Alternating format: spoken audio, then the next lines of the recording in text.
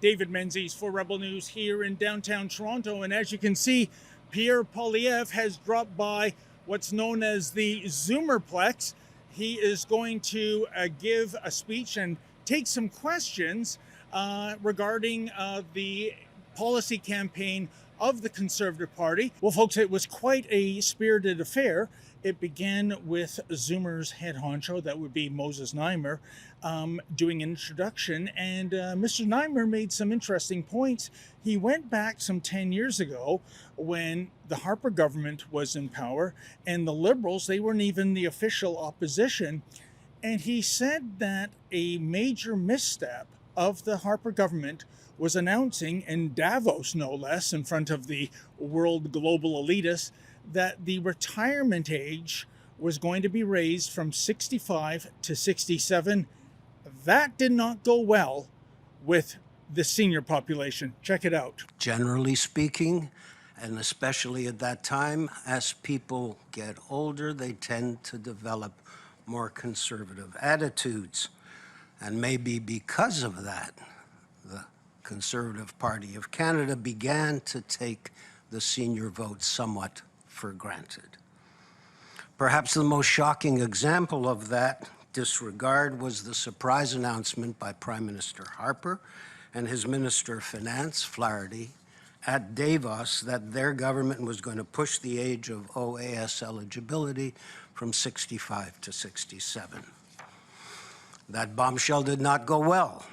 Not the idea, and especially not the way in which it was sprung, without warning or discussion, and in front of a foreign venue at a gathering of the so-called global elite. So the Liberals seized that opportunity, and they came here to CARP at the ZoomerPlex and announced to our gang of engaged older voters what they intended to do if elected. They said they would roll the 67 back to 65, and for good measure, they threw in another $1,000 a month in support for low-income seniors, and that went over very well. Now, Mr. Znaimer went on to say, given what's happened to crime, the cost of living, healthcare, the question on everyone's lips is, well, basically, what's happened to Canada? Zoomers don't want you to think that we are only interested in our own bread and butter and what's just in it for ourselves. We're concerned about society at large.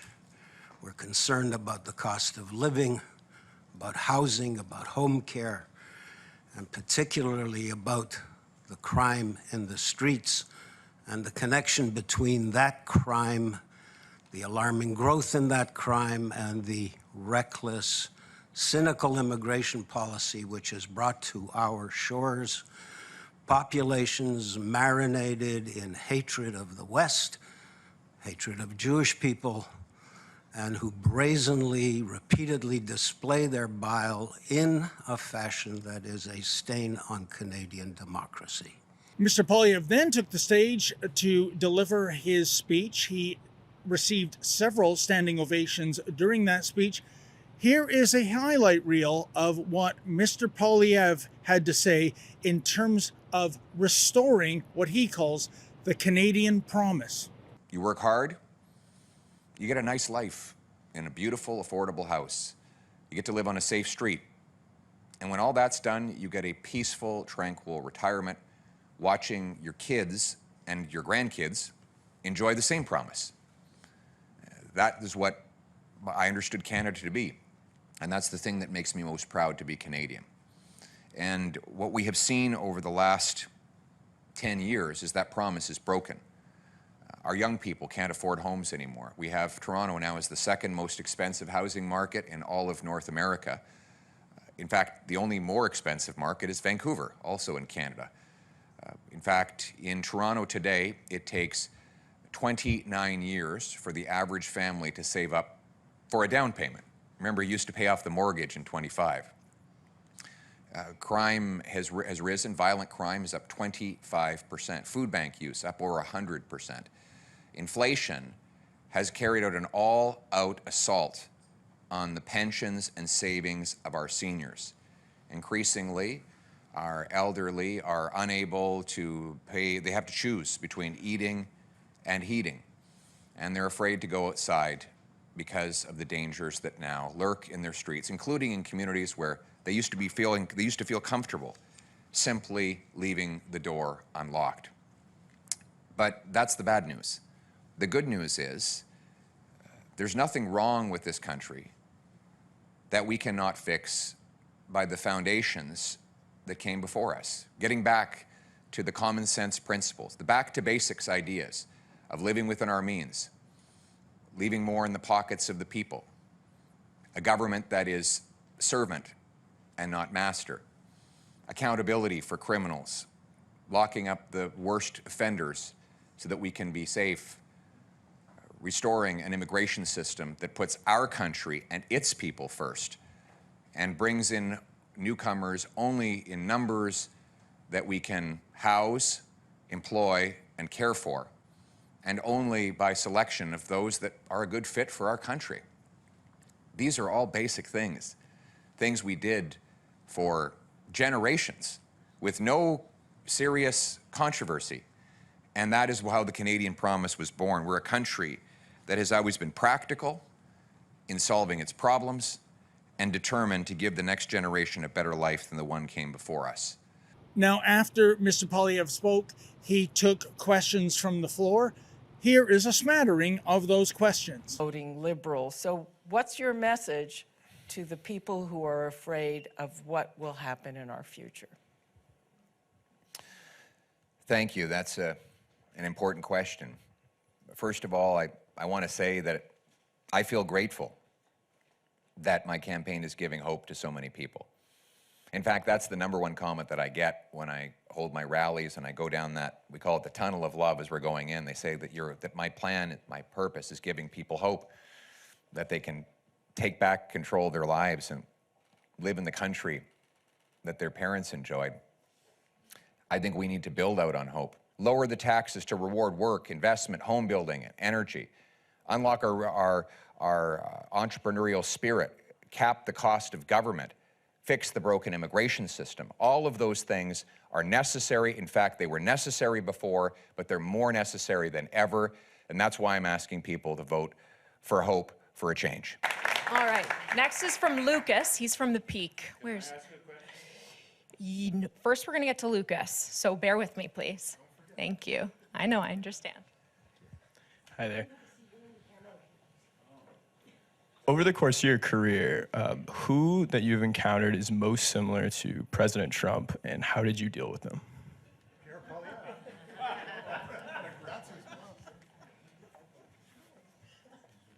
I don't think there's anyone who's quite like him. I mean, I think he's a different cat. But the reality is you have to respond with strength. If you're weak, you show weakness, then he seizes on weakness. And that's why he likes the Liberal Party so much.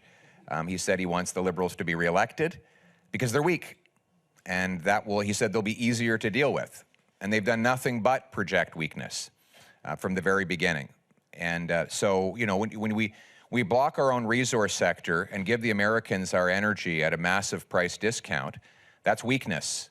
When we raise taxes on our investors so that $500 billion heads south into the American economy, that is weakness. When we fail to protect our borders and our people against American guns by allowing 99% of containers that enter our country to be uninspected, that is weakness.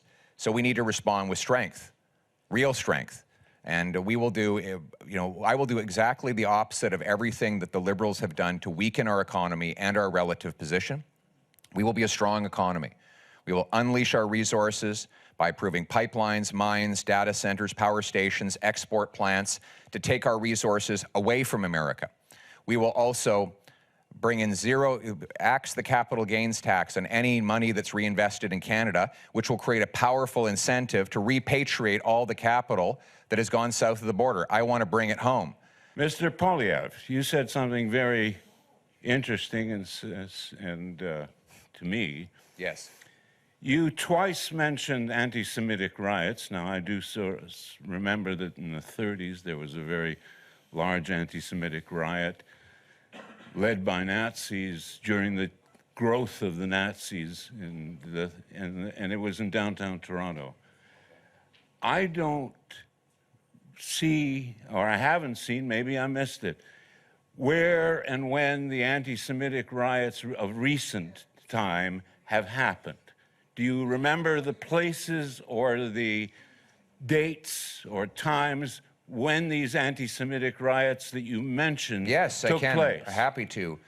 Downtown Vancouver, they had a miniature riot right outside a coffee shop where I was speaking, targeting me because I've been a defender of the Jewish people. They've happened in downtown Toronto. In Montreal, in the late fall, there was an absolute monstrous mob going around smashing windows, lighting fires, and doing Hail Hitler symbols. We've had Jewish daycares attacked. We've had Jewish schools that have bullets fly through their windows in the middle of the night. We've had synagogues firebombed. Well, I just gave you a bunch of examples, sir. And why are none of those covered in the newspapers? no, I don't control the newspapers. I don't control the newspapers, sir. And I don't intend to. I don't want to live in a country where politicians control the newspapers. I believe in freedom of speech.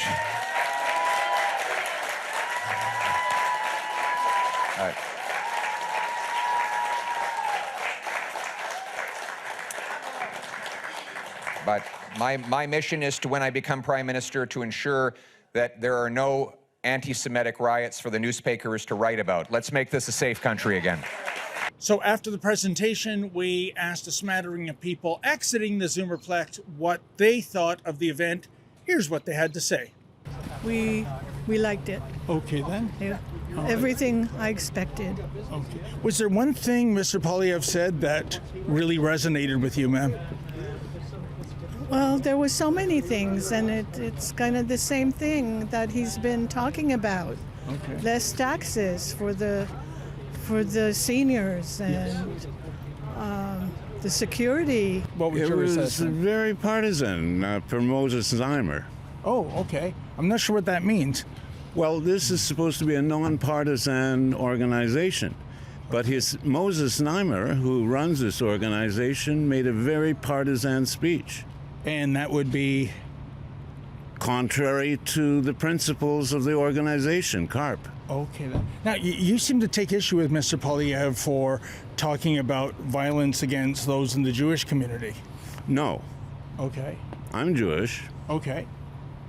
so I'm taking issue with him making up things. Such as? Anti-Semitic riots. There's certainly been anti-Semitic acts and vandalism and people who make anti-Semitic statements. But I don't recall any newspaper, Globe, Post, Toronto Star, ethnic newspapers, referring to anything we could actually call a riot. There were certainly riots in the 1930s. And how about yourself, sir? Same thing. Okay. Was there one particular statement he said that resonated with you? Well, it's tax things, tax savings and all that. That's Okay, then. So it's all about holding on to your wealth? yes. Okay, then. Yeah. That's Do right. you think Poilievre is more of a champion for that than, say, Mark Carney? Yes, Okay, then. I do. You know, he's a well-spoken man, Okay. you know, and I believe in all his policies, what he's just said now, Okay. you know, So do I interpret your words correctly so that you've already voted maybe Liberal or another party? And let's say maybe. okay. All right. Hey, well, is there anything that he said today that resonated with you Yes, especially? I came here today because I'm a young pensioner. I retired at 53. Okay. And I'm 59 now. Okay. And I wanted to know at 65 what his policy was. He was very firm, and he said he's not going to roll the 65 number ahead to 67 during his term. So that really resonated with me. For the last 18 months, if I may, I'll listen to your answer. For the last 18 months, we have seen chants for genocide against the Jewish people every weekend. We have seen the display of that a riot? swastikas. Hold on. We have seen people cosplaying as Sinwar, the October 7th mastermind. Is that a riot? Well, the question is... We have an idea of what a riot means. then. We have And- seen vandalism and violence. We Yeah, have but caught it on camera. vandalism and violence is not the same thing as a riot. Okay, so So how? it's not really a question of whether there's anti-Semitism. Of course there is. The question is whether the candidate here, Poilievre, is speaking the truth or twisting words. Have you made up your mind who you're voting for, sir, in the election? No. Okay. Oh, you're still on the fence. I'm on several fences. Okay. Hey, folks, a lot of people are describing this election as the most important in their lives, and we tend to agree. Please go to campaign2025.com. That's campaign2025.com. You can see all our videos from coast to coast as we cover this very important election campaign. And if you're able to, kindly make a donation so that Rebel News can continue to bring you the other side of the story.